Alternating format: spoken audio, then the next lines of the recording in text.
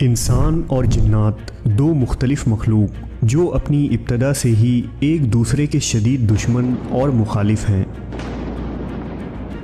ایک خاک سے جبکہ دوسرے کو آگ سے بنایا گیا۔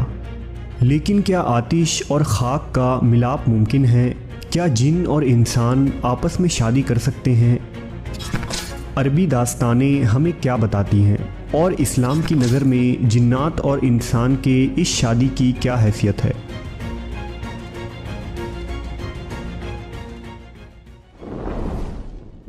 اللہ تبارک و تعالیٰ نے اس کائنات میں بے شمار عالم اور مخلوقات کو پیدا کیا، لیکن اس دنیا میں دو ایسی مخلوق ہیں جن کی ہدایت کے لیے اللہ نے پیغمبروں اور رسولوں کو مبعوث کیا۔ انہیں اللہ نے سوچ سمجھ عطا کی اور صحیح و غلط میں چناؤ کا اختیار بھی دیا۔ اللہ کی یہ دو مخلوق انسان اور جنات ہیں۔ جنات کی دنیا غیب اور اسرار میں چھپی ہیں جو انسانوں کی نظر سے پوشیدہ ہیں۔ اس زمین پر جنات کی تاریخ انسان سے بھی پرانی ہے۔ حضرت آدم علیہ السلام کی پیدائش سے کئی ہزاروں سال قبل سے ہی جنات اس زمین پر بڑے بڑے قبیلے اور آبادی کی شکل میں موجود تھے، لیکن جب اللہ نے دنیا میں انسانوں کو آباد کرنے کا فیصلہ کیا تو فرشتوں کے ذریعہ جناتوں کو مختلف جزیروں اور ویران پہاڑیوں میں قید کر دیا۔ قوم جنات میں بھی انسانوں کی طرح مرد اور عورت جن ہوتے ہیں، اور یہ آپس میں شادی کر کے اپنی نسل آگے بڑھاتے ہیں۔ جنات انسانوں کی طرح آپس میں عشق و محبت، زناکاری، فحاشی، ہر نیک اور بد عمل کرنے کی صلاحیت رکھتے ہیں۔ کہتے ہیں کہ جنات کی شادی بھی انسانوں کی طرح ہی ہوتی ہے۔ ان کی شادی میں بھی ڈھول، گانا بجانا اور رقص ہوتا ہے، یہاں تک کہ ان کی شادی میں سب سے بہترین کھانے پینے کا انتظام کیا جاتا ہے۔ ان کی شادیوں میں دوسرے قبیلے یا گاؤں کے جنات سرداروں کو مہمان کے طور پر دعوت دی جاتی ہے۔ قدیم مذہبی اور غیر مذہبی کتابوں اور داستانوں میں جنات اور انسان کے آپس میں محبت اور شادی کے سینکڑوں واقعات ملتے ہیں۔ بعض روایتوں سے یہ بھی معلوم ہوتا ہے کہ زمانہ قدیم میں جنات اور انسان کی شادی ہوا کرتی تھی۔ چنانچہ ملکہ بلقیس جو حضرت سلیمان علیہ السلام کی بیوی تھیں، ان کے ماں اور باپ میں سے ایک جن تھے۔ بہت سارے علماء اور فقیہ نے بھی جنات اور انسان میں شادی کرنے کو ناجائز قرار دیا ہے۔ چنانچہ اس شادی کو ممنوع اور حرام قرار دینا اس بات کی دلیل ہے کہ ایسا ممکن ہے۔ اگر ممکن نہ ہوتا تو شریعت میں اس کے حلال یا حرام ہونے کا فتویٰ نہ لگایا جاتا۔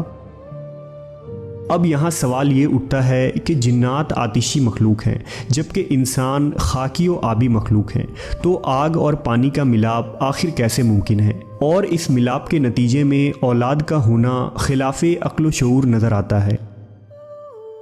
دراصل باوجود اس کے کہ جنات آگ سے پیدا ہوئے ہیں، لیکن بعض لوگوں کا خیال ہے کہ جنات اپنی آتشی جسم کی شکل میں نہیں ہوتے ہیں، جیسا کہ آدم کی اولاد میں سوائے حضرت آدم کے پھر دوبارہ کوئی انسان مٹی سے پیدا نہیں کیا گیا۔ اسی طرح جنات کا پہلا جد امجد اور تمام جنات کا باپ آگ سے پیدا کیا گیا تھا، لیکن پھر اس کی نسلوں میں آگ کا عنصر باقی نہ رہا، بلکہ ان جناتوں کے بھی ہاتھ، پاؤں اور دوسرے اعضاء عام حالت میں بدل گئے۔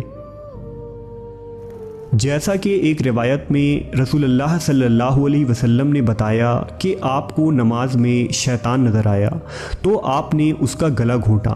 آپ نے اس کے گردن کو کس کر پکڑ لیا، جس کی وجہ سے اس کے منہ سے لعاب دہن گر پڑا۔ حضور نے اپنے ہاتھ میں اس کے زبان سے گرنے والے لعاب کو محسوس کیا جو بہت ہی ٹھنڈا تھا۔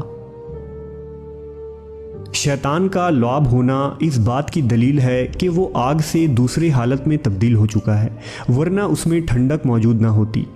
تو کیا جناتوں میں بھی انسانوں جیسی خصوصیات ہوتی ہے، اور کیا وہ انسانوں سے تعلق بنا سکتے ہیں؟ یہ ایک سوال بہت سارے سوالات کو جنم دیتی ہیں، اور ہر سوال کا جواب حیران کن اور سوچ میں ڈال دینے والی ہے۔ لہٰذا علامہ سیوطی نے بہت سارے واقعات نقل کیے ہیں جن سے معلوم ہوتا ہے کہ انسان اور جنوں میں شادی ہو سکتی ہے۔ اسی طرح امام ابن تیمیہ لکھتے ہیں کہ کبھی کبھی انسان و جنات آپس میں نکاح کرتے ہیں اور ان کی اولاد بھی ہوتی ہے۔ جنات اور انسانوں میں شادی یا جنسی تعلقات کے واقعات اسلام سے قبل اور ظہور اسلام کے بعد بھی ملتے ہیں۔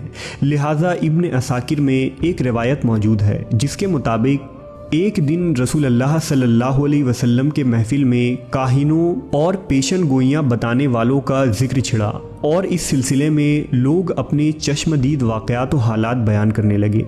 ابن قیس نے بتایا کہ مجھے بھی اس سلسلے میں ایک عجیب اتفاق پیش آیا۔ ایام جاہلیت میں میرے پاس ایک لونڈی تھی جس کا نام خلصہ تھا۔ اس لونڈی نے ایک روز ہمیں بتایا کہ ان دنوں مجھ پر ایک عجیب حالت گزر رہی ہے اور میں ڈرتی ہوں کہ تم مجھ پر بدکاری اور حرام کاری کا الزام نہ لگا دو۔ صورت یہ ہے کہ ہر روز ایک سیاہ فام وجود مجھ سے ہم بستر ہوتا ہے۔ چنانچہ چند ماہ بعد وہ لونڈی حاملہ ہو گئی۔ پھر وقت مقررہ پر اس نے ایک بچہ جنا جس کے کان کتے کی طرح تھے اور اس کی شکل بھی عام انسانوں کی طرح نہیں تھی۔ جب وہ کچھ بڑا ہوا تو کاہنوں کی طرح باتیں کرنے لگا اور لوگوں کو آئندہ کے واقعات اور غیب کی خبریں بتاتا تھا۔ آخر ایک روز وہ اچانک خاموش ہو گیا۔ لوگوں کے بے حد اصرار پر بھی کچھ نہیں بتاتا تھا۔ پھر اس نے کہا کہ مجھے ایک کمرے میں 3 روز کے لیے بند کر دو۔ لہٰذا ایسا ہی کیا گیا۔ 3 روز بعد اسے کمرے سے نکالا گیا تو اس نے ہمیں یہ خبر دی کہ آخری نبی مکہ میں محبوس ہو چکے ہیں اور میری زبان بند کر دی گئی ہے۔ اب میں غیب کی کوئی خبر نہیں بتا سکتا۔ اس کے بعد وہ زمین پر لیٹ گیا اور وہیں مر گیا۔ اس واقعے کو مختلف روایتوں میں رد و بدل کے ساتھ نقل کیا گیا ہے اور بعض روایتوں میں یہ بھی اضافہ موجود ہے کہ نبی صلی اللہ علیہ وسلم نے اس واقعے کی تصدیق فرمائی۔ اسی طرح امام دارمی نے اپنی کتاب اتباع السنن میں ایک واقعہ لکھا ہے جس کے مطابق قبیلہ بخیل کے ایک شخص نے روایت کیا کہ ایک جن ہماری کسی لڑکی پر عاشق ہو گیا اور ہمارے پاس اس کی شادی کا پیغام بھیجا۔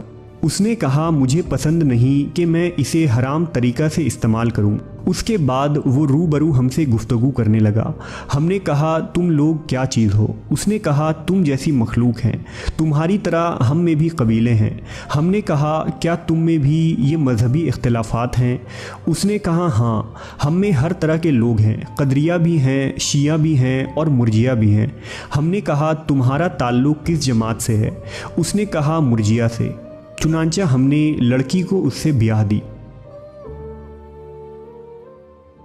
بلا شبہ جنات عورتوں کا انسانی مرد یا جنات مرد کا انسانی عورت سے شادی کرنا نہ صرف مکروہ و حرام ہے بلکہ اسلام میں اسے سخت ممانعت کی نظروں سے دیکھا گیا ہے، کیونکہ انسانوں کا معاشرہ اور جنات کا معاشرہ بالکل الگ اور مختلف ہے۔ اس لیے اللہ نے انسانوں پر احسان کیا اور ہمارے لیے انسانوں میں ہی عورتیں اور مردوں کے جوڑے پیدا فرمائے۔